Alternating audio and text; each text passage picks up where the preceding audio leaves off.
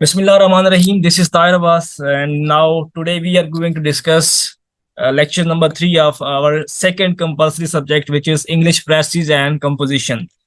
So we are going to attempt or solve the question number 3 of English phrases and composition, which is relevant to sentence corrections. You are given 8 sentences which are grammatically wrong or structurally wrong, and you are supposed to write correct them. ठीक है? तो आज हम sentence correction को discuss करेंगे. So I have devised this lecture by formulating 20 rules. आज हम 20 rules पढ़ेंगे जो करेक्शंस के रूल होते हैं. तो जब ये आप रूल्स पढ़ लेंगे और आपको समझ आ जाएगी रूल्स की, तो then you will be able to write correctly. ठीक है? So let's start with rule first. Rules for sentence corrections. सबसे पहले जो हमारा टॉपिक है वो एग्रीमेंट प्रॉब्लम्स है. सब्जेक्ट और वर्ब एग्रीमेंट का इशू आता है व्हेन यू आर राइटिंग. आप जब लिख रहे होते हैं, इंग्लिश ऐसे लिख रहे होते हैं, प्रेस लिख रहे होते हैं, तो ये हमारी जो मिस्टेक है एग्रीमेंट वर्ब की, जो सब्जेक्ट वर्ब एग्रीमेंट है, ये बहुत बड़ा इशू रहा है. स्टूडेंट्स का बहुत बड़ा इशू है और इसकी वजह से आपके मार्क्स भी डिड्यूस होते हैं. सो रूल नंबर फर्स्ट, इन रूल्स को आपने याद करना है, इसको इनकी प्रैक्टिस करना है. जब आप इनकी प्रैक्टिस करेंगे तो ये आपके माइंड में ऑटोमेटिकली बैठ जाएंगे. अगर आप थियोरेटिकली इनको याद करने की कोशिश करेंगे तो आपको ये भूल जाएंगे. सो जो रूल नंबर 1 होता है वो basically it talks about that make a verb agree in number with its subject, make a pronoun agree in number with its antecedents. इसमें ये कह रहा है कि जो आपका सब्जेक्ट है वो बेसिकली आपके वर्ब के साथ एग्री करना चाहिए. अगर आपका सब्जेक्ट सिंगुलर है तो आपका वर्ब भी सिंगुलर होगा. लेकिन अगर आपका सब्जेक्ट जो है वो प्लूरल है, जो आपका बेसिकली वर्ब है वो भी प्लूरल होगा. ठीक है ना? ये तो आपने क्या करना है, सब्जेक्ट के लिहाज से अपने वर्ब को डिटरमाइन करना है. जब आपका सब्जेक्ट सिंगुलर है तो आपका वर्ब जो है वो भी क्या होगा, वो भी सिंगुलर होगा. अगर आपका आपका इशू कहाँ पे आता है, आप बेसिकली जब आपका सब्जेक्ट सिंगुलर होता है, आप क्या करते हैं, आपका वर्ब क्या हो जाता है, प्लूरल हो जाता है, तो वहां पे मिस्टेक बन जाती है.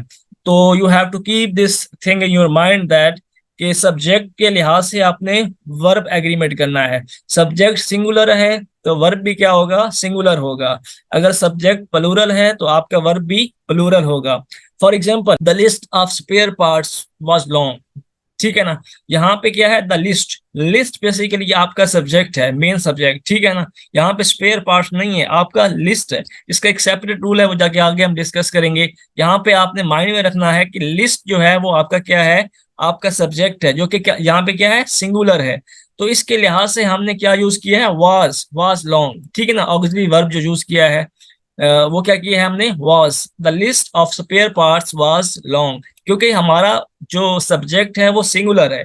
तो जब सब्जेक्ट सिंगुलर है तो उसी के अकॉर्डिंग हमारा वर्ब क्या होगा, बेसिकली वो हमारा सिंगुलर ही होगा. यहाँ पे ये नहीं होगा कि the list of spare parts were long, वो रॉन्ग हो जाएगा. यहाँ पे आप कंफ्यूज करते हैं.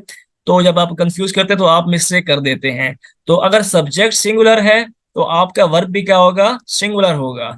सेकंड में देखें तो the list of spare parts were long. अब यहाँ पे लिस्ट है, यानी कि एक से ज्यादा लिस्ट है. ठीक है ना? तो यहाँ पे ये सब्जेक्ट क्या बन गया, प्लूरल बन गया. तो हमने क्या यूज किया, वर लॉन्ग. अब यहाँ पे हमने वाज नहीं यूज किया. वाज यूज करेंगे तो आपका मिस्टेक जो एग्रीमेंट है वो सही नहीं बनेगा, सब्जेक्ट वर्ब एग्रीमेंट का. ठीक है ना? क्योंकि हमारा सब्जेक्ट प्लूरल है तो हमारा वर्ब जो है वो भी क्या होना चाहिए, वो भी प्लूरल होना चाहिए. अगर यहाँ पे हम वाज लगाते तो हमारा सेंटेंस गलत हो जाता सब्जेक्ट वर्ब एग्रीमेंट के लिहाज से. So the thing needed to keep in your mind के सिंगुलर सब्जेक्ट्स के साथ they always take singular verb and plural subjects always take plural verbs. Singular के साथ सिंगुलर और प्लूरल के साथ प्लूरल वर्ब. सेकेंड एग्जाम्पल, ये मैं बात कर रहा हूँ प्रोनाउन की. पहले में हमने किसकी बात की, सब्जेक्ट और वर्ब की. यहाँ पे जो आपका सब्जेक्ट होगा उसी के लिहाज से प्रोनाउन भी यूज होगा. ठीक है ना? ये नहीं कि पीछे हमने दे यूज किया है तो आगे हम इट्स यूज करेंगे, नहीं. ये आपका जो एग्रीमेंट है सब्जेक्ट और उसके प्रोनाउन का, वो भी गलत बन जाता है. For example, even a lion has its own territory. अब यहाँ पे हम ये नहीं लिखते कि even a lion have its own territory. क्यों? हमारा एग्रीमेंट है प्रोनाउन का और सब्जेक्ट का, वो गलत हो जाता है. लायन है, सिंगुलर है, even a lion has its own territory. Even lions have their own territory. अब लायंस हैं तो उसी के लिहाज से हमारा प्रोनाउन प्लूरल हो गया। तो सिंगुलर अगर सब्जेक्ट है तो उसी के लिहाज से सिंगुलर प्रोनाउन होगा। अगर आपका जो सब्जेक्ट है वो प्लूरल है तो वर्ब भी प्लूरल होगा और उसका जो प्रोनाउन है वो भी प्लूरल होगा। Singular antecedents are referred to by singular pronouns and plural antecedents are reference of plural pronouns। इसी तरह आपका अगर जो सब्जेक्ट है वो सिंगुलर लेगा प्रोनाउन, जो आपका प्लूरल सब्जेक्ट है वो क्या करेगा, वो भी प्लूरल क्या लेगा, प्रोनाउन लेगा। एक्सेप्शनल केस, कुछ एक्सेप्शनल केस होते हैं जहां पे आप क्या करते हैं, आप सिंगुलर के साथ भी प्लूरल वर्ब का एग्रीमेंट बना देते हैं। A plural verb is always required after you even when it is used in singular referring to one person. तो ये एक्सेप्शनल केस है। कुछ केसेस क्या होते हैं, रूल्स को फॉलो नहीं करते, तो कुछ केसेस में वो क्या हो जाते हैं, एक्सेप्शनल केसेस बन जाते हैं। For example when we are referring you, तो यू का मतलब क्या है, यू का अगर सामने एक बंदा भी है तो आपने क्या करना है, उसके साथ प्लूरल यूज करना है। तो इस तरह नहीं होता कि यू इज, यू के साथ कभी इज का इस्तेमाल नहीं हुआ, यू के साथ कभी वाज का इस्तेमाल नहीं हुआ। तो वहां पे हम क्या इस्तेमाल करते हैं, we use you were very helpful during my stay with you. यहाँ पे यू इवन दो कि वो एक सिंगुलर है, ठीक है ना, हमारा जो हमने पहले रूल पढ़ा है उसमें ये पढ़ा है कि सिंगुलर के साथ सिंगुलर और प्लूरल के साथ प्लूरल। लेकिन एक्सेप्शनल केस ये है कि जब आप यू को इस्तेमाल करेंगे तो यू के साथ ये रूल फॉलो नहीं होगा, बल्कि यू के साथ चाहे वो सिंगुलर है या प्लूरल है, यू के साथ आप क्या यूज करेंगे, प्लूरल वर्ब का एग्रीमेंट बनाएंगे, ठीक है ना। This is an exceptional case, आपने यू को माइंड में रखना है, ठीक है ना। You doesn't follow the rule number 1। You second example, you are going on the right track, इसमें यहाँ पे हमने इस का इस्तेमाल नहीं किया। Moving ahead, this was about rule number 1. Second rule, rule number 2, subjects joined by and are usually plural and take plural verbs। जब भी दो सब्जेक्ट आप यूज करते हैं और उनके दरमियान में एंड का वर्ड आ जाता है, माइंड में रखिए, when you use two different subjects and the subjects are joined by and, then they take plural plural verb, ठीक है ना। तो उनको हम क्या इस्तेमाल करते हैं, हम उनको यूजुअली प्लूरल लेते हैं और उनके साथ जो एग्रीमेंट बनता है वो भी किसका बनता है, प्लूरल वर्ब्स का बनता है। For example, his typewriter and my radio were stolen. And यहाँ पे देखिए तो दो सब्जेक्ट्स हैं, टाइपराइटर एंड माय रेडियो, ठीक है ना। रेडियो और टाइपराइटर ये दो डिफरेंट सब्जेक्ट्स हैं and two different subjects are being joined by and, using and. इन दो के दरमियान में क्या इस्तेमाल हुआ है, एंड। तो हमने इसको क्या कंसीडर करना है, इसको क्या परसीव करना है, वो बेसिकली हमने प्लूरल सब्जेक्ट परसीव करना है, कंसीडर करना है। जब हमने प्लूरल सब्जेक्ट को परसीव कर लिया है तो इसके साथ हमने प्लूरल वर्ब इस्तेमाल करना है, ना कि हम सिंगुलर वर्ब नहीं यूज करेंगे यहाँ पे। His typewriter and my radio were stolen, ठीक है ना। यहाँ पे हमने वाज का इस्तेमाल नहीं करना क्योंकि एंड से ज्वाइन है टू डिफरेंट सब्जेक्ट्स और वो हम उसको प्लूरल लेंगे। जब हमने सब्जेक्ट्स को प्लूरल लिया है तो उसका जो एग्रीमेंट बनेगा वो प्लूरल वर्ब के साथ बनेगा, ना कि सिंगुलर वर्ब के साथ बनेगा। यहाँ पे his typewriter and my radio were stolen, यहाँ पे हमने वर्ब का इस्तेमाल किया है, ना कि वाज का। Second example, I and you were playing at home. अब यहाँ पे आई एंड यू वाज नहीं होगा क्योंकि आई और यू दो डिफरेंट सब्जेक्ट्स हैं और इनको हमने एंड के साथ मिला दिया है, तो यहाँ पे प्लूरल वर्ब का इस्तेमाल होगा, वर प्लेइंग एट होम, ना कि आई एंड यू वाज का इस्तेमाल नहीं होगा क्योंकि हमने दो सब्जेक्ट्स लिए हैं और दो सब्जेक्ट्स को हमने एंड के साथ मिला दिया है, तो वो क्या बन गया है, वो प्लूरल सब्जेक्ट बन गया है। जब प्लूरल सब्जेक्ट बन गया है तो हमने रूल नंबर 1 को फॉलो करना है कि जब प्लूरल सब्जेक्ट होगा तो उसका जो अगला वर्ब होगा वो क्या होगा, प्लूरल होगा। Third, Khushdil and Shariyar are going to Lahore today. There are two different subjects, Khushdil from Sindh and Shariyar from Okara. तो दो डिफरेंट सब्जेक्ट्स हैं, मैंने एंड के साथ ज्वाइन कर दिया है, तो आर गोइंग टू लाहौर, दोनों लाहौर जा रहे हैं टुडे। तो यहाँ पे मैंने क्या इस्तेमाल किया है, प्लूरल सब्जेक्ट और plural verb. I am very hopeful that you have understood rule number 2। इसमें भी एक्सेप्शनल केस है, जैसे हमने रूल नंबर 1 में एक्सेप्शनल केस पढ़ा है, तो रूल नंबर 2 में भी क्या है, एक्सेप्शनल केस है। यहाँ पे आपने इस चीज को माइंड में रखना है और अपने साथ में नोट्स बनाते जाएं। मेरी आवाज आ रही है आप सबको? Yes, sir. Yes, you are. Exception case. Case number 1. If a subject consisting of two singular nouns connected by and referred to the same person or a thing, a singular verb is used. यहाँ पे मैंने बात क्या की है, जब हमने पीछे बात की है तो मैंने क्या कहा था कि दो डिफरेंट सब्जेक्ट्स होंगे और उनको हम ज्वाइन करवाएंगे एक एंड के साथ, ठीक है ना, तब वो हम उसको प्लूरल लेंगे। लेकिन यहाँ पे मैं बात कर रहा हूँ कि दो सेम पर्सन हैं, दो सेम चीजें हैं, उन्हें हमने एंड के साथ मिला भी दिया है, तो हम उसको क्या लेंगे, हम उसको सिंगुलर सब्जेक्ट लेंगे और उस सिंगुलर सब्जेक्ट के साथ वहां पे सिंगुलर वर्ब आएगा, ना कि प्लूरल वर्ब आएगा। ठीक है ना, दो चीजें हैं, वो सेम है, कोई डिफरेंट नहीं है।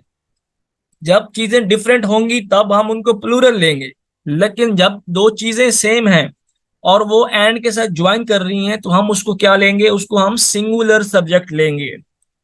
यहाँ पे सेम और डिफरेंट को माइंड में रखना है। जब दो चीजें सब्जेक्ट नाउन या कुछ भी जो कुछ काम कर रही हैं वो सेम है और वो एंड से ज्वाइन है, तो हम उनको उसको क्या लेंगे, उसको सिंगुलर सब्जेक्ट लेंगे। जब सिंगुलर सब्जेक्ट लेंगे तो उसके साथ क्या होगा, उसके साथ सिंगुलर वर्ब ही आएगा, ना कि उसके साथ प्लूरल वर्ब आएगा।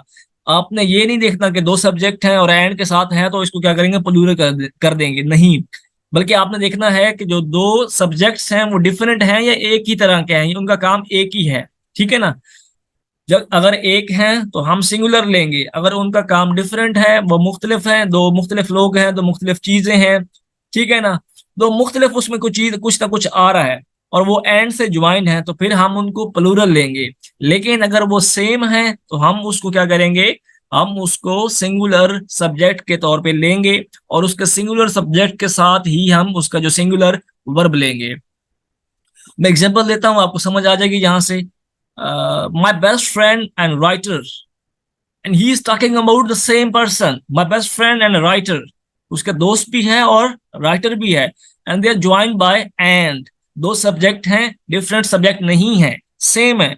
उसका दोस्त, बेहतरीन दोस्त भी है और राइटर भी है, तो हमने यहाँ पे इसको क्या किया, हमने इसको सिंगुलर लिया, सिंगुलर सब्जेक्ट के तौर पे हमने एक्ट करवाया। My best friend and writer has change his mindset. ठीक है ना, अब मैंने उसी के साथ उसका प्रोनाउन भी लगाया। ये नहीं करना कि my best friend and writer has change their mindset, वो गलत हो जाएगा।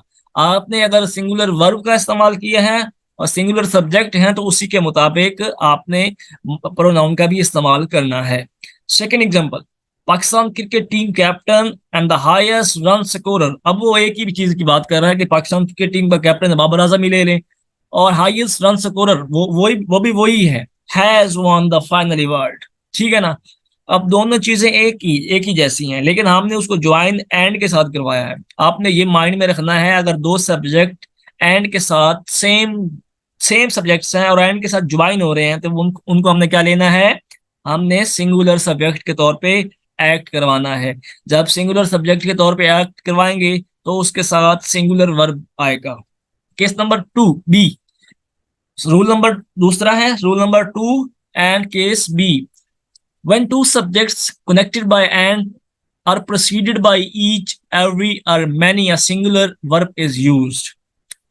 For example, दो सब्जेक्ट हैं, उनसे पहले क्या हुआ है, ईच का इस्तेमाल हो गया है, एवरी का इस्तेमाल हो गया है, मैनी का इस्तेमाल हो गया है, तो हमने उसको क्या एक्ट करवाना है, उसको हमने सिंगुलर एक्ट करवाना है।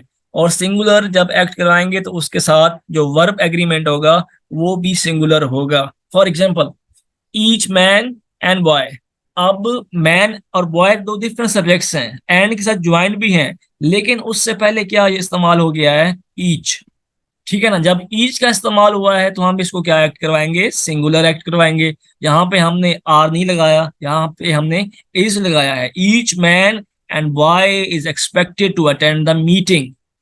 ठीक है ना, जब दो डिफरेंट सब्जेक्ट्स हैं और वो एंड के साथ ज्वाइन है, एंड के साथ ज्वाइन होने के बावजूद उनसे पहले ईच का इस्तेमाल हो गया है, जब ईच का इस्तेमाल हो गया है तो हम उसको क्या करवाएंगे, सिंगुलर एक्ट करवाएंगे, और उसके साथ जो वर्ब एग्रीमेंट होगा वो भी क्या होगा, सिंगुलर होगा।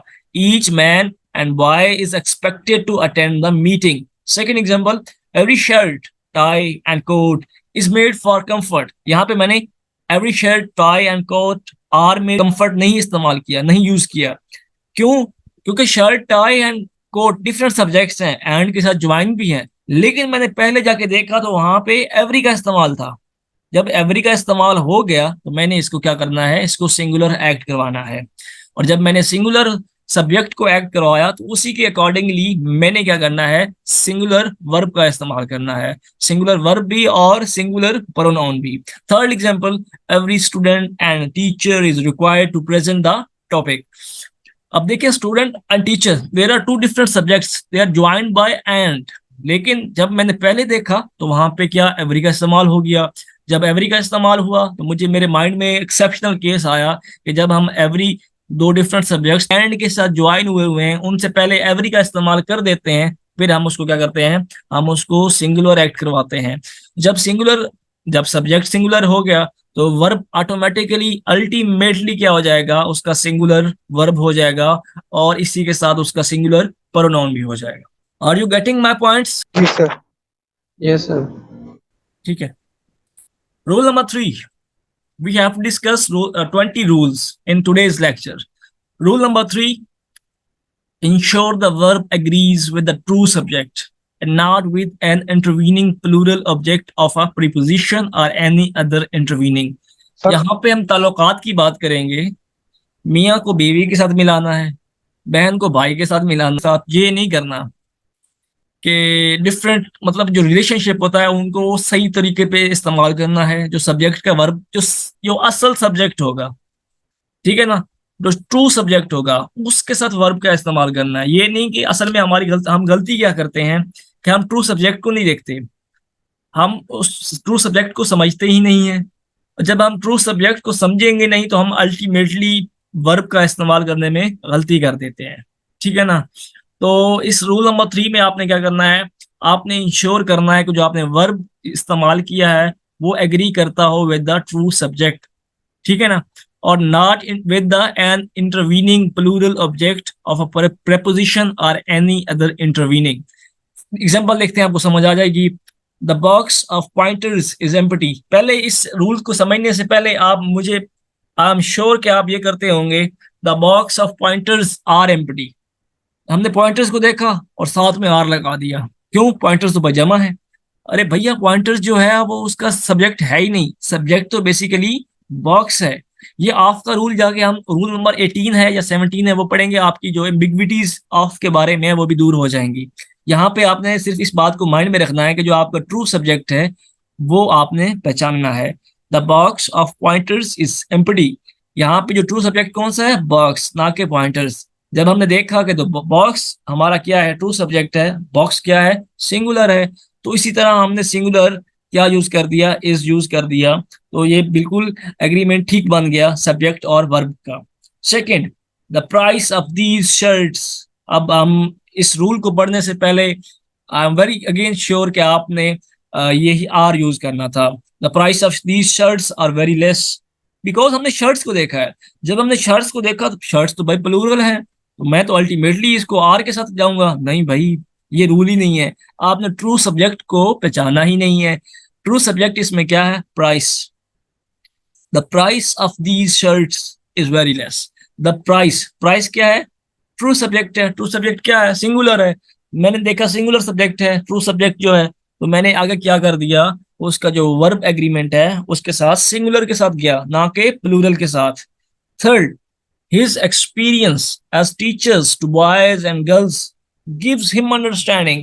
अब यहाँ पे अगर हम इसको, ये अगर मैंने इसको हाईलाइट ना किया होता एक्सपीरियंस को, तो हमने क्या करना था, his experience as teachers to boys and girls।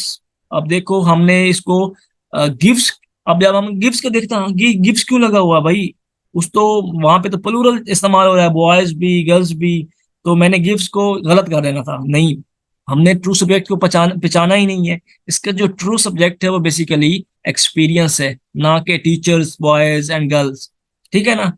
His experience as teachers to boys and girls gives him understanding. ये correct है.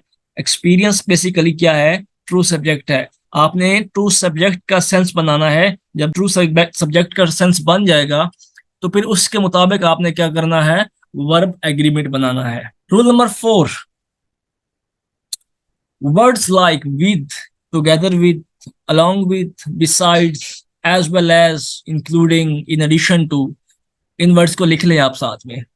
रूल नंबर 4 लिखें और नीचे आप लिखें words like with, together with, along with, besides, as well as, including, in addition to.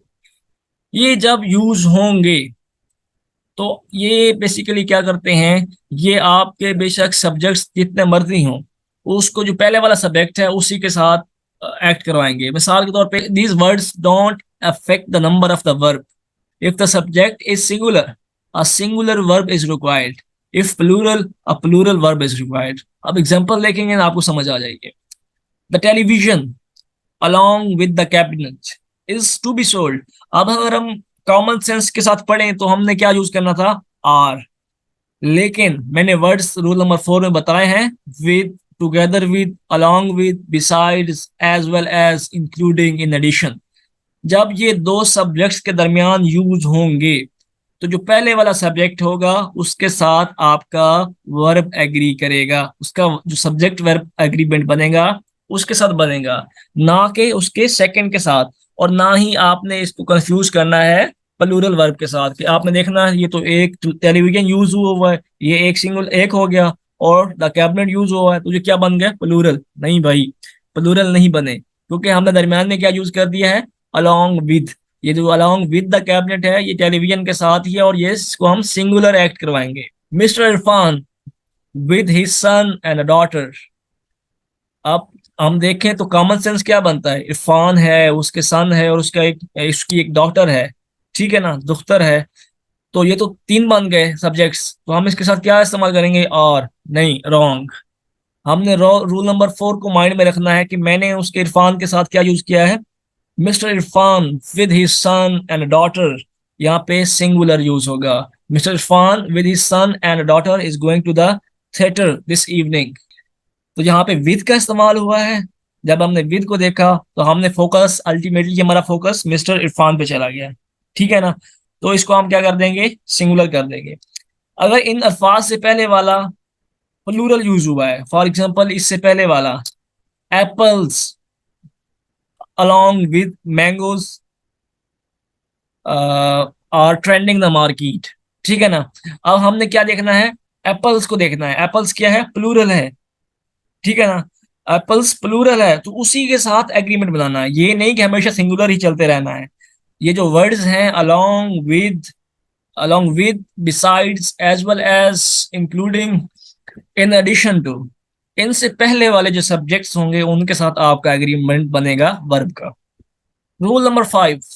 If the subject is made up of both singular and plural words connected by or, nor, either or, neither nor, not only but also, the verb agrees with the near part of the subject. ये अल्फाज देख लें. अगर दो subject हैं, एक singular है और दूसरा प्लूरल है, और आप कंफ्यूज हैं कि हमने इसका एग्रीमेंट किसके साथ बनाना है, कौन से वर्ब इस्तेमाल करेंगे, सिंगुलर करेंगे या प्लूरल, तो आपने क्या देखना है? जब दो सब्जेक्ट यूज हुए हैं, एक सिंगुलर है और एक प्लूरल है, और दरमियान में या उनके शुरू में ऐसे अल्फाज हैं और, नॉर, इधर और, neither nor, not only but also, ऐसे अल्फाज का आप इस्तेमाल देखेंगे तो आपने क्या करना है? जो सबसे करीब होगा, the verb agrees with the near part of the subject. मिसाल के तौर पे वो प्राइसेस के साथ एंड हो रहा है, उसका वर्ब से पहले वो प्लूरल है तो उसके जो वर्ब होगा वो क्या होगा? प्लूरल होगा. अगर वो जो एंड हो रहा है वो सिंगुलर के साथ हो रहा है तो उसके अगले वाला जो वर्ब होगा वो भी सिंगुलर होगा. फॉर एग्जांपल फर्स्ट देखते हैं, neither the quality neither the quality nor the prices have changed. यहाँ पे changed होगा, ये गलती है, चेंज होगा. ठीक है ना, neither the quality nor the prices have changed. तो यहाँ पे हमने have क्यों इस्तेमाल किया है? क्योंकि नजदीक तरीन जो सब्जेक्ट है वो प्राइसेस है. और पीछे हमने देखा कि नेदर का भी इस्तेमाल हुआ है और नार का भी इस्तेमाल हुआ है। जब हमने ये देखा कि ये दो डिफरेंट सब्जेक्ट्स हैं, क्वालिटी सिंगुलर है और प्राइसेस क्या है, प्लूरल है। दो सब्जेक्ट हैं, एक सिंगुलर है और एक प्लूरल है, और इस्तेमाल उसमें क्या हुआ है, नेदर नॉर। तो क्या करेंगे, हमारे माइंड में ऑटोमेटिकली रूल नंबर 5 आएगा कि जो करीब तरीन होगा उसी के मुताबिक क्या होगा, उसी के मुताबिक वर्ब जो है वो डिटरमाइन होगा।